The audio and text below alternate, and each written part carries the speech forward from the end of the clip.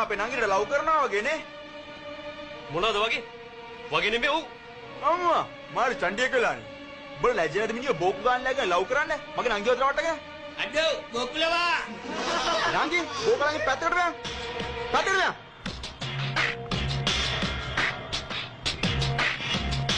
ඊට පස්සේ මගේ නංගිත් එක්ක අතන මෙතන රවුන්ඩ් ගාලා මට අවුනොත් ඌ හැම ගහනවා තේරුණාද? ඇත්තද? මොකෙන්ද දන්නේ හැම ගන්නේ? ෆරයා කපනවා මම උඹේ කට. යකෝ උඹ නිකන් ලියුම් කාර්යයේ පුතෙක්. අපි ඊට වැඩි වැදගත් තත්ත්වයක් තියෙන මිනිස්සු. උඹලට අපිට කවදාද එකට පෑහෙන්න බෑ. මේ ඔබට මොනවා කිව්වත් මගේ තාත්තට පාස කරන්න එපා හොඳේ? ඊට පස්සේ උඹට මගේ නංගිත් එක්ක කිසිම ගනුදෙනුවක් තියෙන්න බෑ හරි? අන්න ඒක හොඳට මතක තියාගනි. පූජා වෙනුවෙන් මම මගේ ජීවිතේම කැප කරලා තියෙන්නේ. උඹලා කාටවත් එක නවත්තන්න බෑ. මාර පැණියෙක් නේ. එතකොට උඹ මගේ නංගි වෙනුවෙන් උඹේ මුළු ජීවිත කාලෙම කැප කරලා තියෙන්නේ. එහෙමද? ඔව්. නංගි මු කියන්නේ නැත්තද?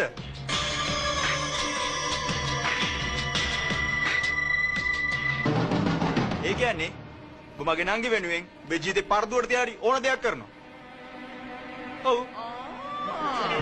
හරි අපි බලමු. උඹ දැන් කයිය ගැවුන නංගි ගැන තියෙන අවංක ආදරණින් ඕන දෙයක් කරනවා කියලා? ඔව්. උඹට පේනවද අර අතර තියෙන උස ලයිට් කණුව? දැක්කනේ? උඹ නියම සිරා ලවෙක් කියලා හිතනවා නම් උඹට කරන්න තියෙන මෙච්චරයි. මේ පාර මැද්දෙන් දුවගෙන ගිහින් අර පේන ලයිට් කණුවට නගින්න. පුළුවන්? හැබැයි උඹෙන්ට යන්න ඕනේ ඕම නෙමෙයි. ඇඳුම් නැතුව ගලවලා. තේරුණාද? ඇඳුම් නැතුව පාර දිගේ දුවගෙන ගිහින් ඒ ලයිට් කණුවට නගින්න පුළුවන් නම් අන්න නියම මස්සිනා කියන එක විතර මං මාව පිළිගන්න. මල් දුන්න පරතරම්.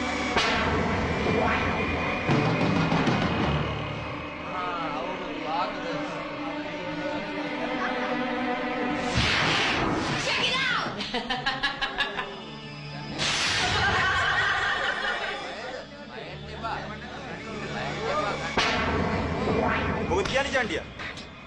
චැලෙන්ජ් එක බාර ගන්නවද? නැත්නම් මගේ නංගිත් එක්ක තියෙන ලව් එක නවත්තලා මෙතනින් දැම්ම මක බෑවිලා යනවද?